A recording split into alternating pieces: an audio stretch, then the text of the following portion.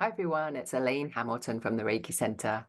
And the session for today, I wanted to talk about emotional layers. I've just got back from silent retreat and I've been on a few. This is my fourth one over the span of, I don't know, probably 8 or 9 years. So I don't go on them every year, but um, I do like the stillness and the ability to really come into your like un undistracted space and time.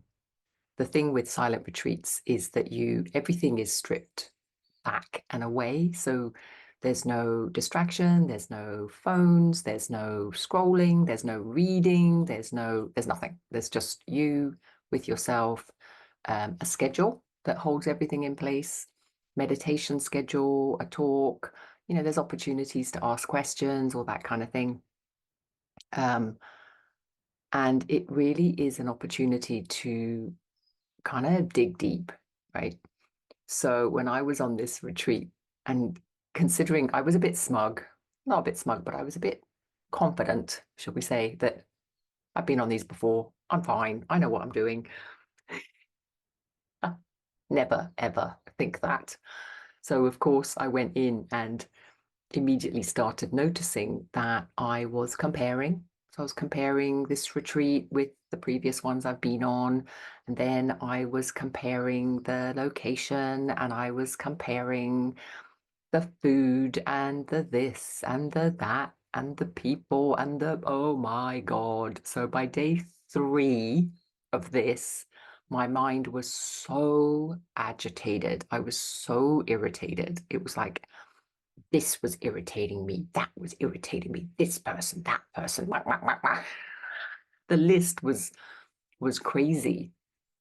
And in a sense, luckily for me, because I have been on these before, I was like, okay, there's a lot of overreaction going on here. Like to the point whereby there was quite a lot of queuing for the food.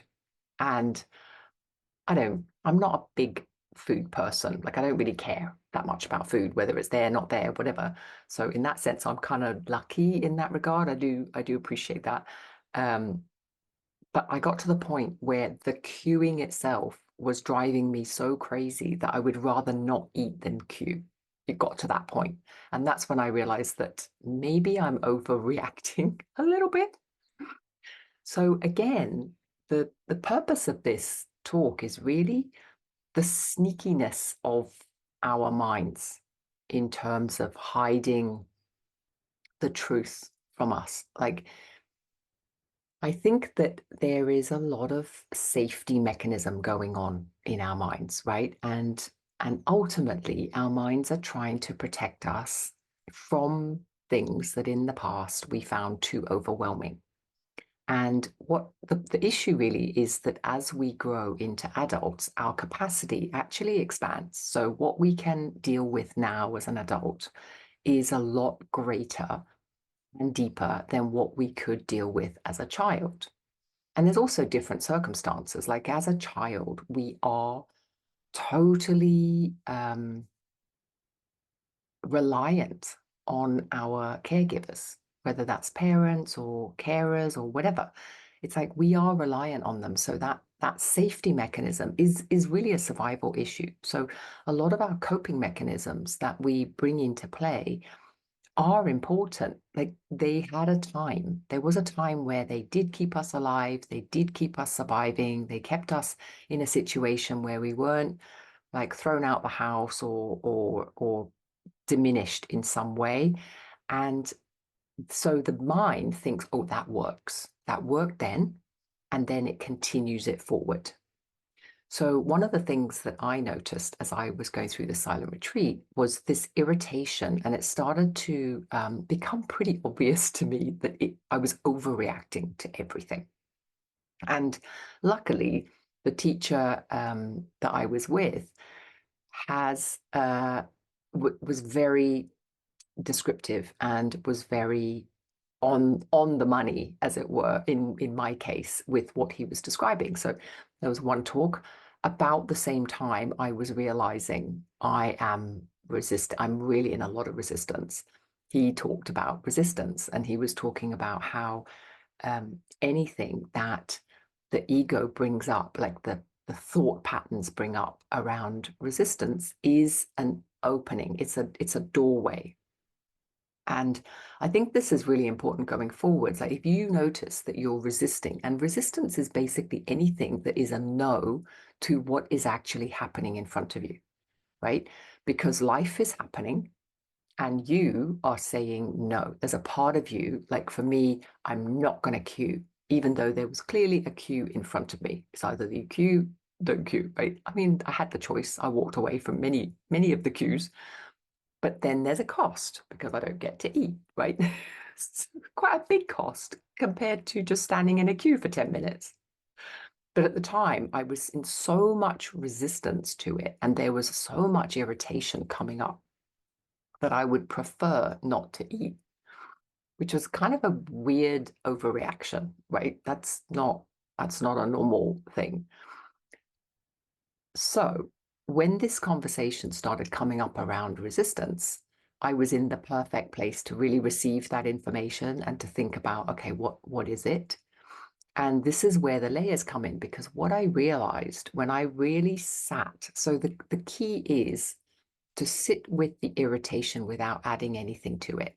So even though my mind is being logical, in a sense, very illogical, you don't want to queue, so therefore you should choose not to eat. Like that is a weird statement, and it is essentially illogical. However, in that moment with my irritation, it seemed perfectly logical, seemed like a perfectly good choice, and I made it several times. Now I look back and I'm like, that was weird, right? That's really weird. But think about how many times we do that, where we literally that whole saying, you chop off your nose to spite your face. How many times do we do that? Where pride or irritation or I'm not going to do this, and so we suffer as a result. We suffer because we're like, I'm going to show them, I'm not going to participate, blah blah blah blah blah. But ultimately, the only person that's suffering is us, right? Or we hold a grudge and we are angry at that person. That person might not even know we're angry with them, but we know we're angry with them, so therefore we're punishing them.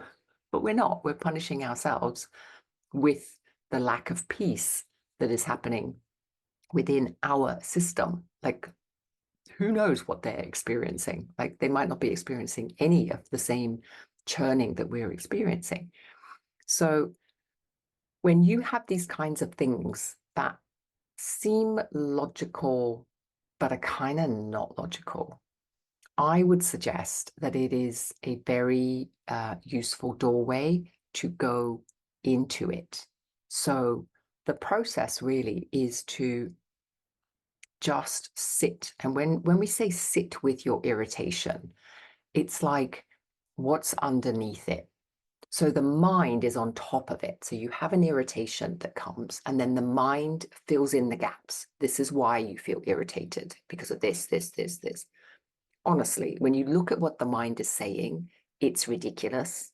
Like it really is. It's just, and it doesn't make sense. It might make sense in the moment because you are also trying to collude with your mind. You're trying to figure out, why am I irritated? So the mind puts in some random thing like you hate queuing. And then you go, oh yeah, that must be why. That makes no sense, right?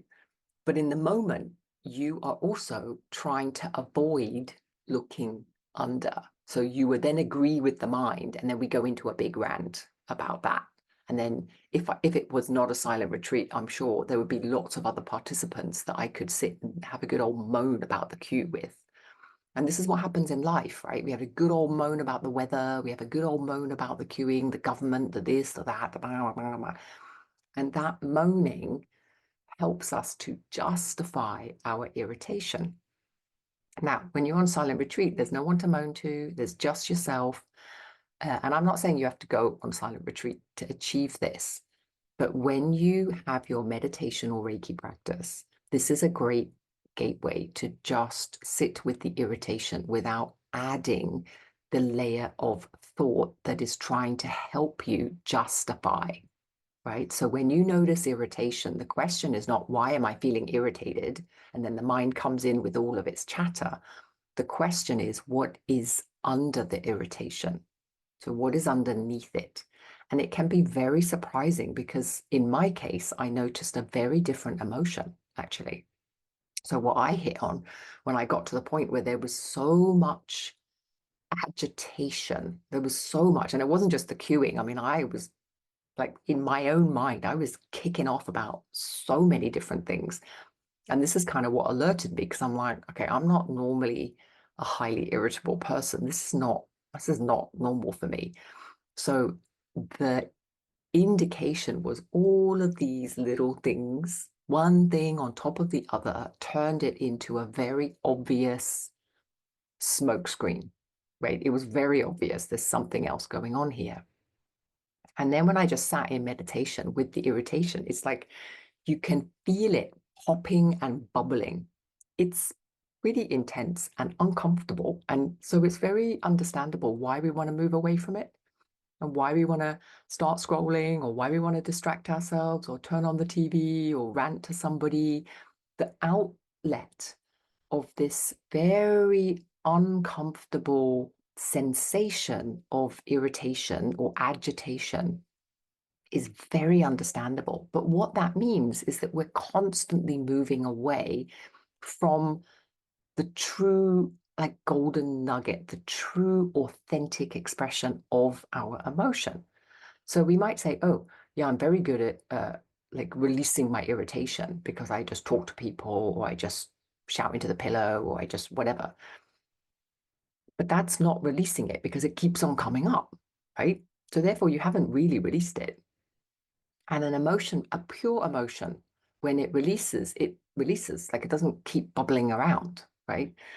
So the process of feeling the discomfort and staying with it without adding any stories. So the mind has no place here. It can't help you. The the key is to drop under it. And the only way to do that is to go through it, right? So you're sitting there with your practice, whatever that practice is, and you allow all of that frustration, that agitation. You might even start crying because it's so like, rah, and you let that all happen. You don't move from it. And you will find, or at least this is what I discovered, was I then dropped into a much truer emotion that I hadn't wanted to see. And that was a mixture of sadness and grief. And it will be different. I'm not saying that agitation hides sadness or grief for everybody, but it will hide the emotion that you were least allowed to express in your childhood, right? And for some families, that might be anger. So you might go to sadness and then have to drop through that into anger. Or it might be, in my case, anger was and irritation was a more acceptable emotion than sadness and grief. Like there was no crying in my household, whether you were a girl or a boy, it didn't matter. There was no crying, right? Not allowed. And so that true emotion, when I kind of landed into it, there was a sense of authenticity around it. Like I knew I'd landed into the real thing. I also knew because as soon as I landed into it and I allowed myself a good old cry, the whole thing disappeared. I mean, it was like magic. Like I no longer, I cued, no emotion.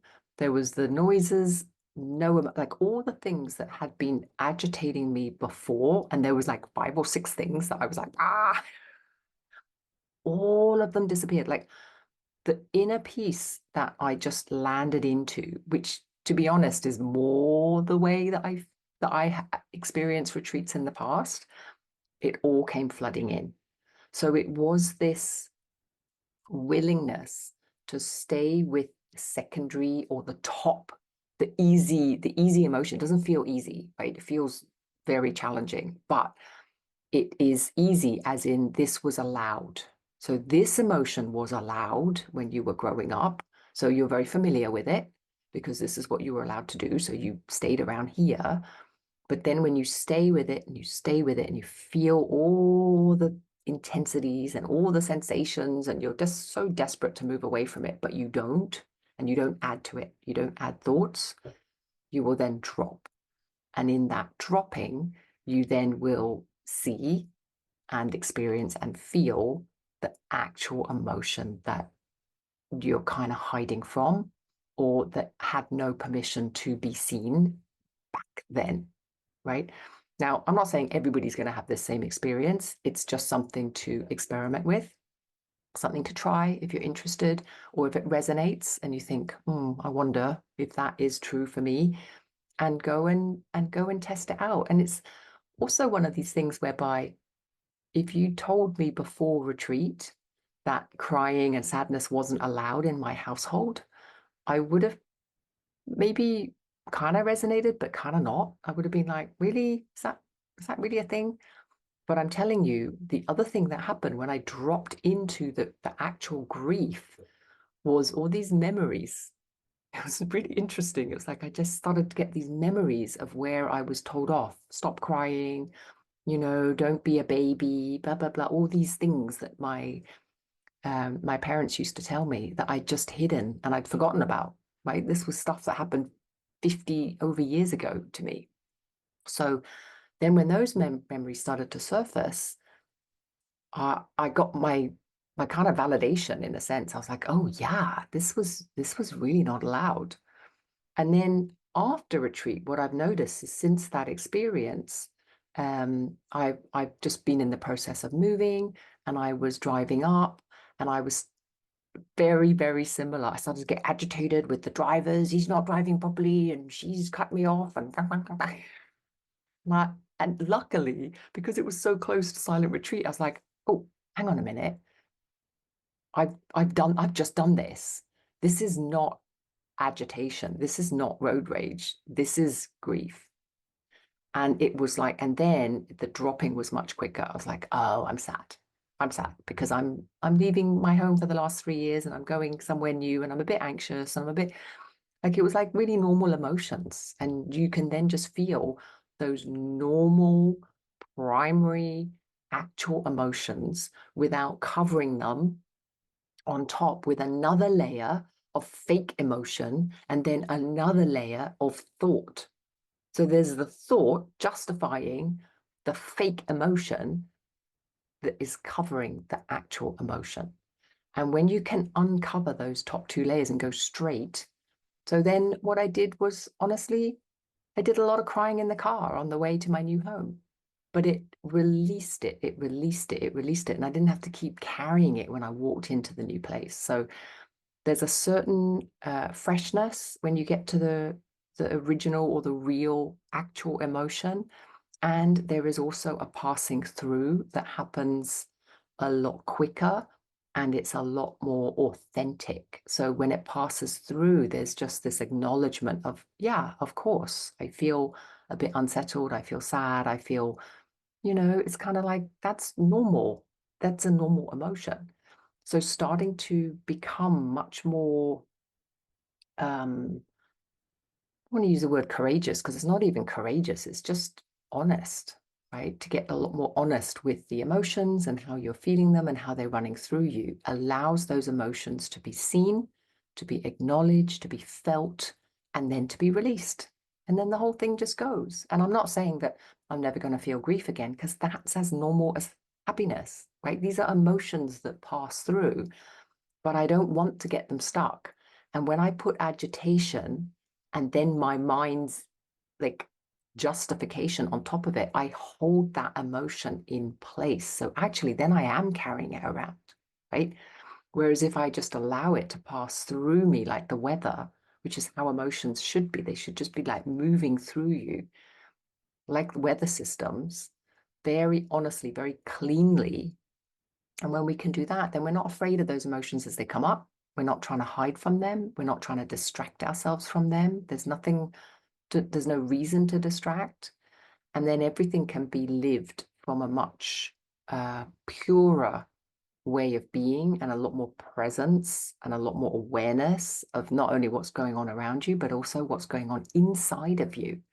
So that then the whole experience becomes a lot more kind of spontaneous. You know, it's like you live life fully, and you live life in the fullness of your emotional life, the way that the body feels things, like the body feels things so acutely.